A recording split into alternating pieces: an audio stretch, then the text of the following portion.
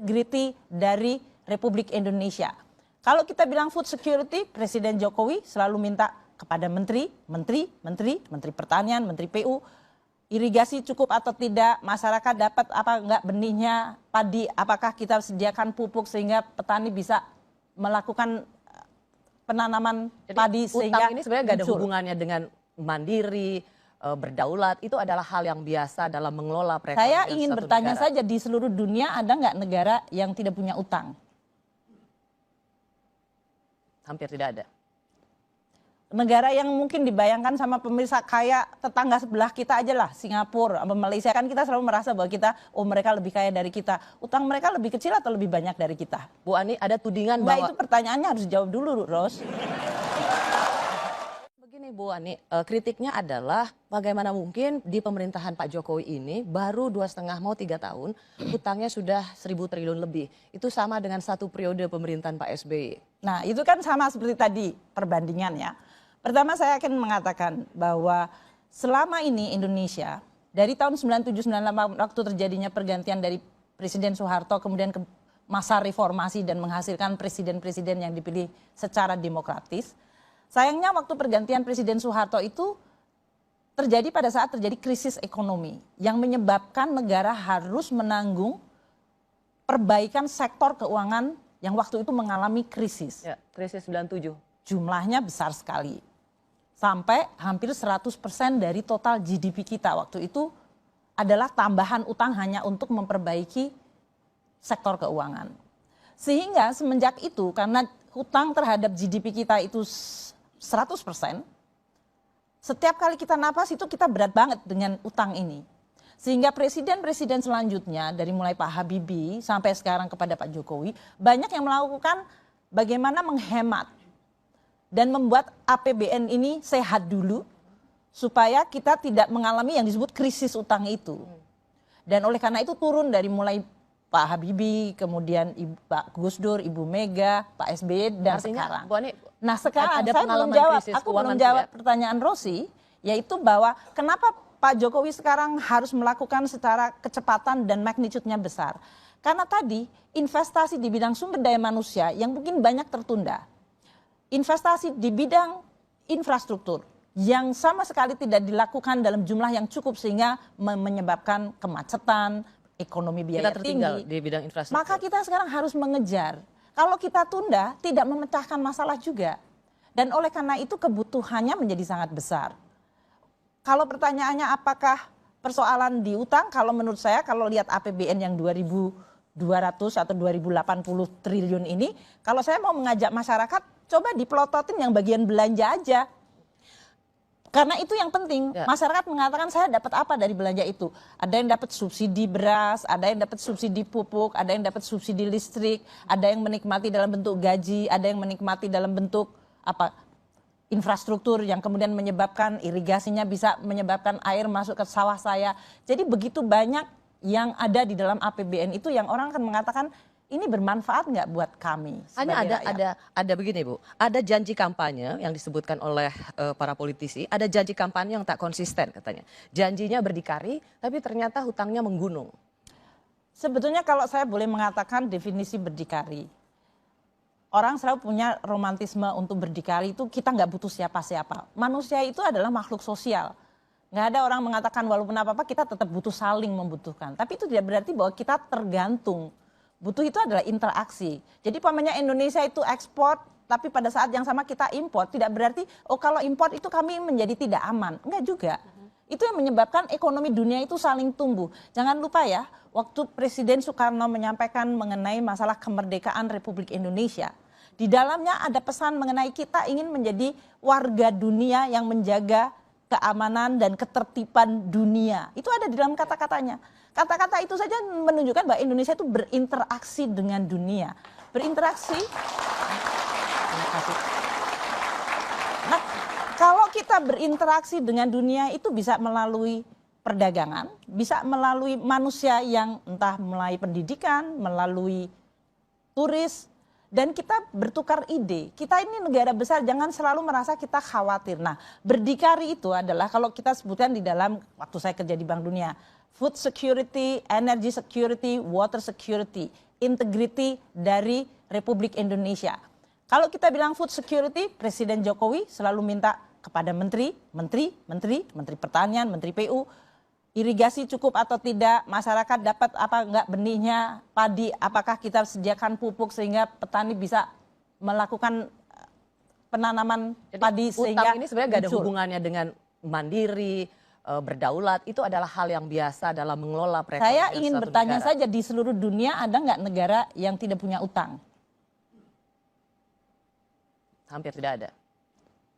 Negara yang mungkin dibayangkan sama pemirsa kayak tetangga sebelah kita aja lah, Singapura, sama Malaysia, kan kita selalu merasa bahwa kita, mereka lebih kaya dari kita. Utang mereka lebih kecil atau lebih banyak dari kita? Bu Ani, ada tudingan Nah, bahwa itu pertanyaannya harus dijawab dulu, Ros.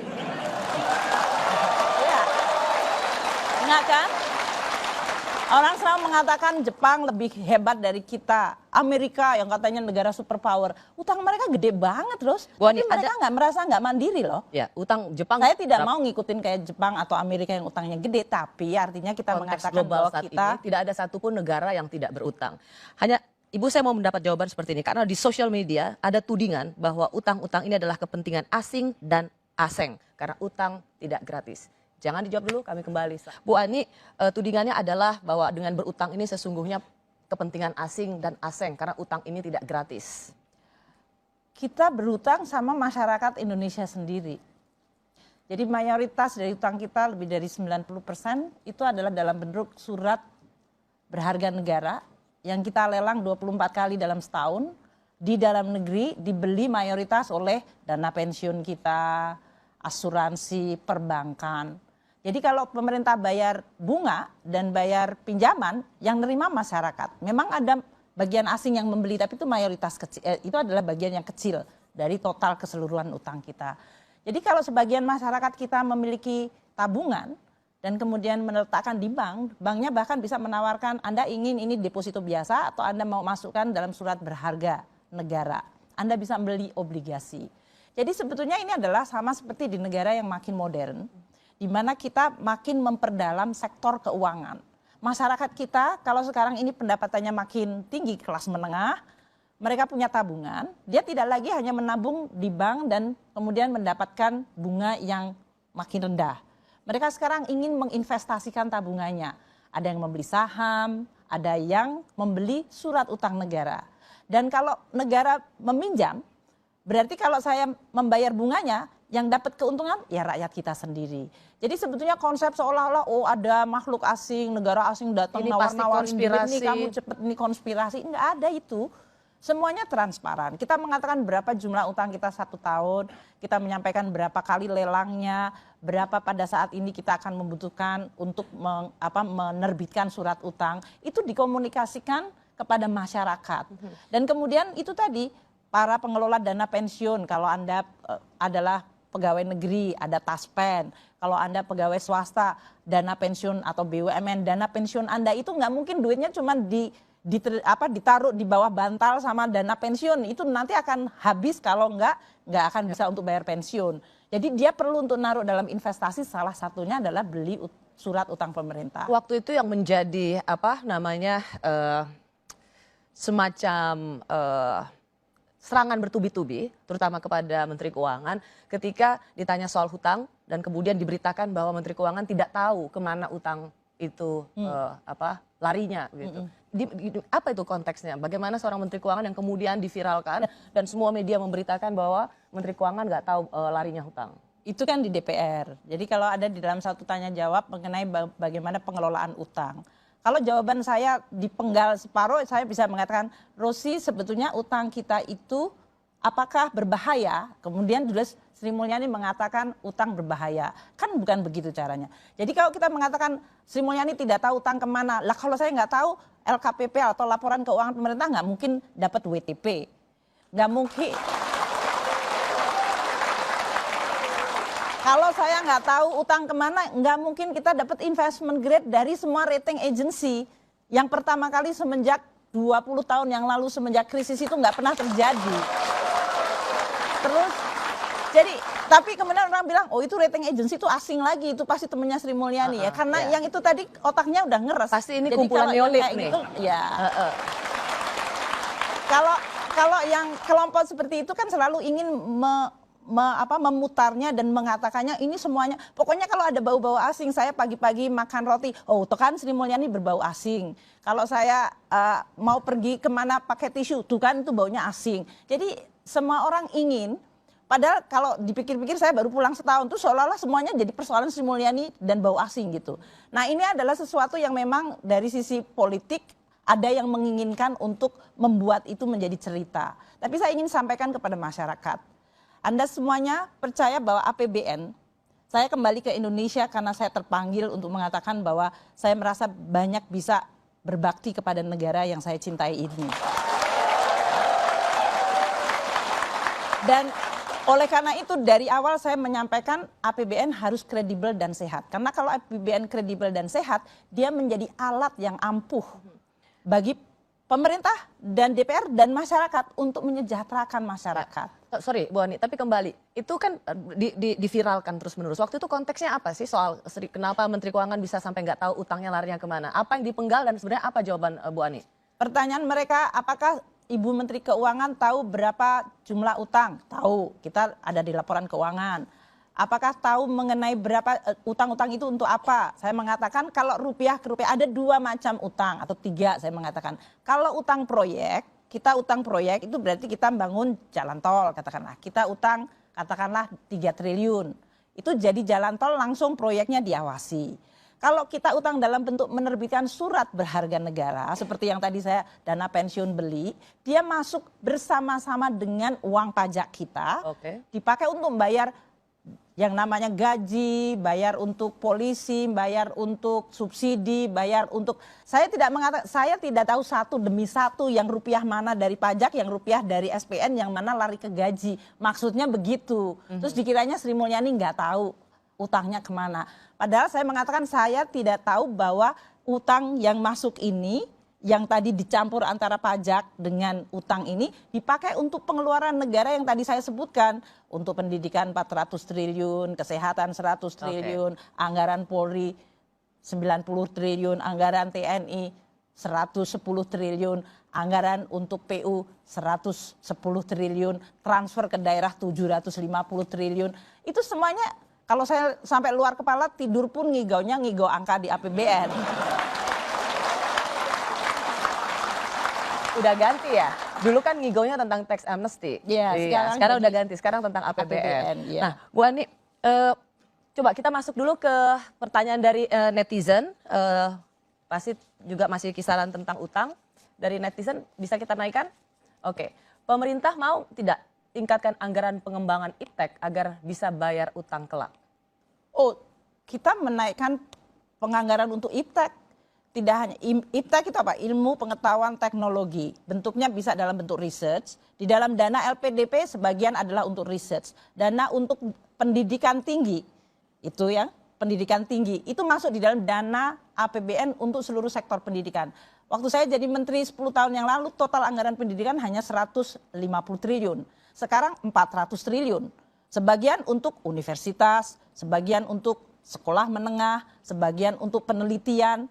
Jadi kita melakukan entah itu dalam bentuk LIPI, BPPT, kita berikan anggaran. Itu dilakukan. Bu Ani, saya juga ingin bertanya begini.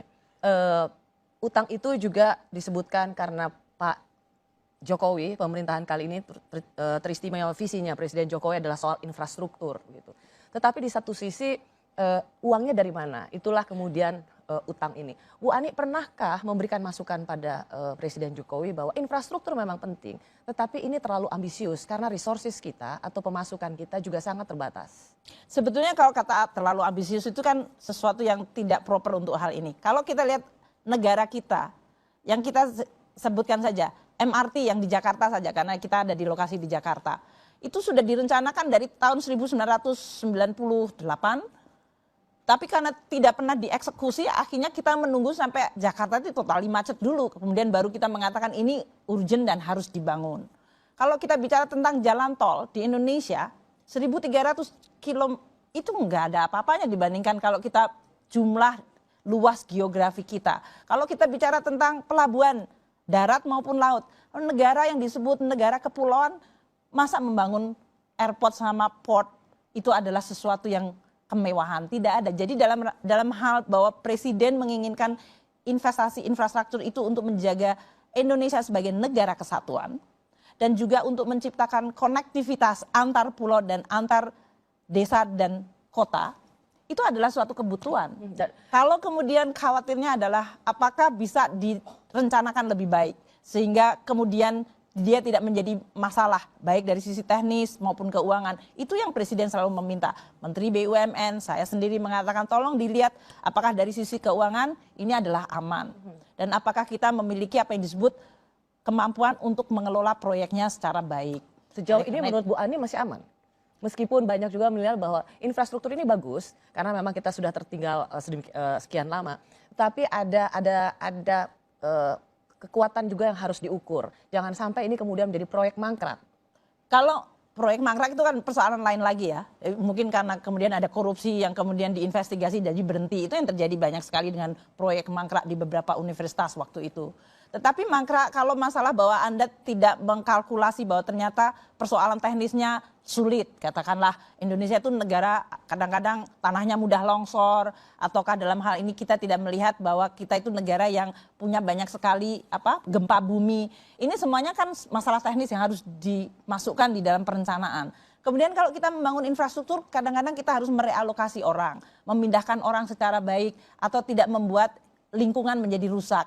Saya kerja di World Bank waktu itu kerjaan untuk menyiapkan satu proyek bisa sampai 25 hingga 30 bulan sebelum groundbreaking.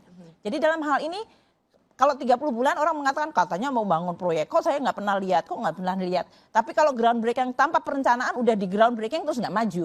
Jadi ini adalah sesuatu yang masalah teknis, kita punya banyak insinyur hebat-hebat di Republik ini. Jadi menurut saya sih sebetulnya kepengen para insinyur itu bersuara untuk mengatakan proyeknya ini bagus loh, emang bisa membangun ini 24 bulan. Atau insinyur mengatakan harusnya kalau LRT harusnya sekian bulan, harusnya begini. Terus debatnya mengenai kayak gitu, desain, debat mengenai speed.